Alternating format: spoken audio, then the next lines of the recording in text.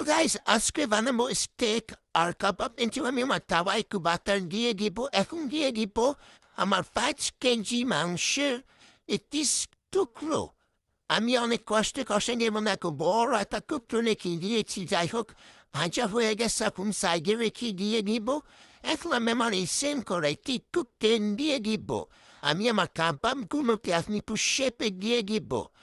কিচ্ছু কি সুন্দর করে আমি কিমা বানিয়ে শেপ দিচ্ছি, অনেক সুন্দর তাই না?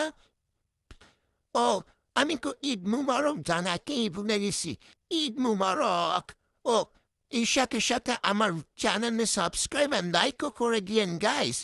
এখন আমি আমার কাবাবগুলি তাওয়ায় দিয়ে দিব।